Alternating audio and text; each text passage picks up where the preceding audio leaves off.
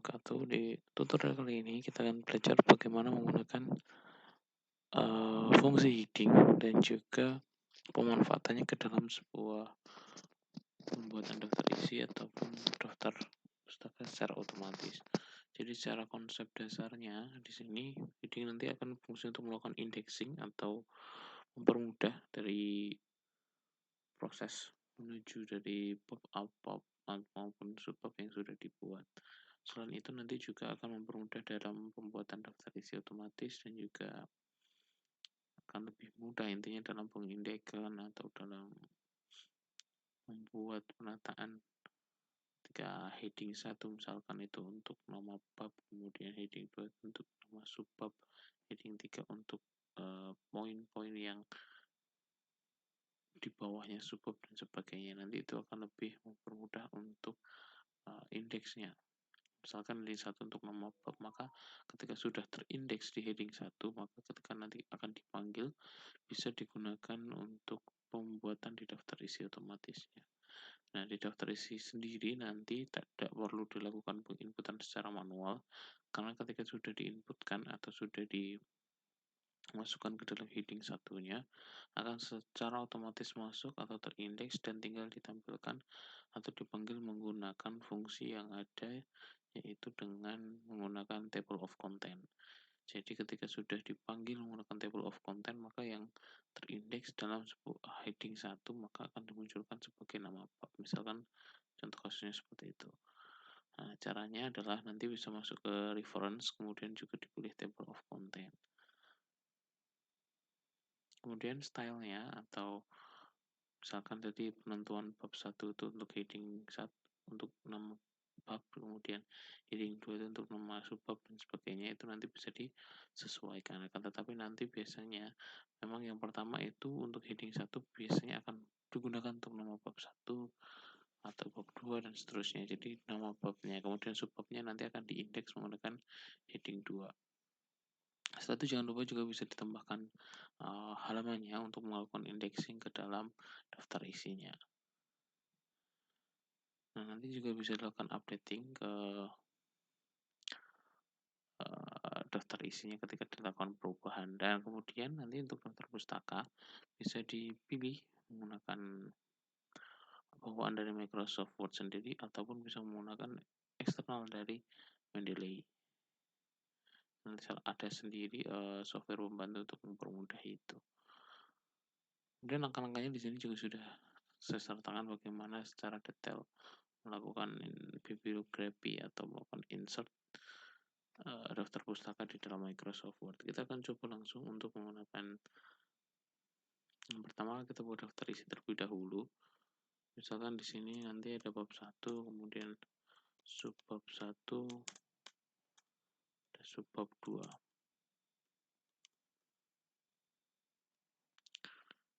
Nah, ini kita bisa gunakan. Ini sudah ada halamannya ya.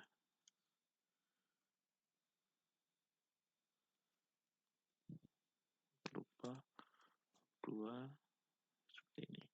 Nah, untuk merubah halamannya nanti bisa di sini di back number. Sini bisa di insert number, pilih seperti apa untuk penomorannya. Kemudian setelah sudah ada seperti ini, kita lakukan indexing dulu. Jadi kita ganti ke heading. Tableau untuk nama bab tadi adalah heading 1. Kemudian subbab itu heading 2. Nah, setelah diganti seperti ini, nanti dia akan terindeks. Tapi tulisannya akan menjadi berubah. Nah, bagaimana untuk mengembalikan? Kita perlu melakukan editing lagi. Jadi, setelah terindeks, kita kembalikan lagi warnanya, kemudian juga fontnya, dan seterusnya. Itu nanti, misalkan tadi dibuat Arial. Nah, misalkan seperti ini.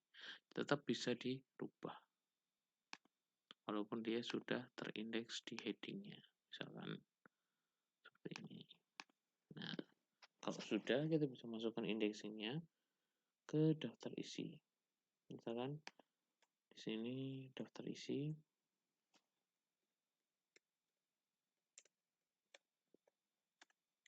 kita bisa tambahkan di reference ya, table of content, kita bisa tambahkan automatic table-nya. Nah, dia akan langsung otomatis terindeks seperti ini. Bab 1 di halaman 1, subbab 1 halaman 1, bab 2 halaman 2, dan seterusnya. Nah, misalkan akan ada perubahan nih. Oh, ternyata ada perubahan. Bab 2 ternyata tidak pada halaman 2 lagi. Tapi karena banyaknya data dan sebagainya, dia akan turun ke halaman 3, misalkan seperti ini. Kita turunkan. Nah, dia ada di halaman ke-3. Begitu juga daftarnya menjadi halaman ke-4 dan seterusnya. Nah, kok di sini tidak berubah? Nah, di sini tetap nanti kita bisa lakukan updating di klik, kemudian kita akan update table, kemudian kita pilih entire table untuk semuanya. Kalau ini hanya untuk nomornya yang dituju, kalau ini untuk semuanya. Berarti kita bisa lakukan updating ke semuanya. Nah, dia akan berubah menjadi halaman ke-3 seperti itu untuk menggunakan daftar isi secara otomatis. Nah, kemudian untuk daftar pustaka kita bisa gunakan juga memanfaatkan daftar pustaka yang ada di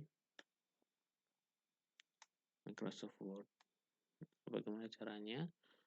Kita bisa menggunakan di sini bibliografi.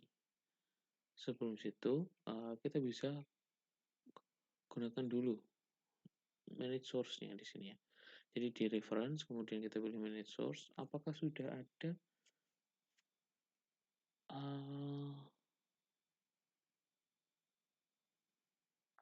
ada sumber-sumber yang digunakan, misalkan buku atau jurnal. Nah, di sini kebetulan saya sudah ada beberapa. Kalau belum ada, nanti teman-teman bisa klik new di sini. Kemudian bisa dipilih tipenya, jurnal artikel, atau book, atau chapter, dan sebagainya. Nanti bisa disesuaikan autornya siapa, title-nya apa, dan sebagainya. Kalau sudah, nanti bisa di OK dan ditambahkan. Nanti akan muncul di sebelah sini, di master list-nya. Kalau sudah ada, berarti dia sudah siap. Misalkan di sini ada punya Trent Ho, judulnya apa, kemudian punya si Peter Coders at Work, dan sebagainya. Itu sudah ada bukunya yang diinputkan di sini untuk disitasi.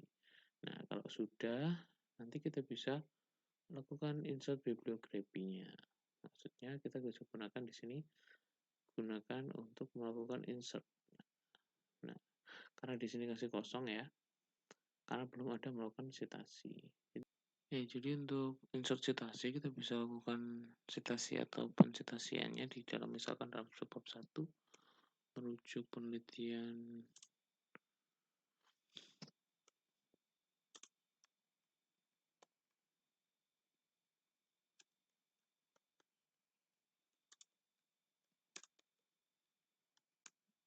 Nah, ini bisa dilakukan insert citation. Nah, bagaimana caranya? Kita bisa klik di sini, kemudian kita bisa add new source, atau kita bisa lewat manage source, mana yang akan kita masukkan. Misalkan dari Checkside dan atau dikopikan ke current list. Nah, seperti ini. Kalau sudah, nanti kita bisa lakukan insert citation di sini. Nah, kemudian di sini kita bisa buatkan bibliografinya ya. Kita ulangi di sini.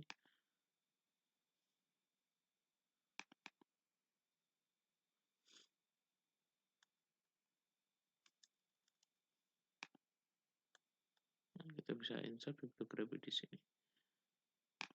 Nah, nanti dia akan langsung ke indeks citasinya seperti apa. Menggunakan jenis APA. Kalau ada perubahan, tinggal kita bisa lakukan update citation and bibliography. Seperti apa yang dilakukan update di daftar isinya, seperti itu. Jadi nanti indeksnya tetap menggunakan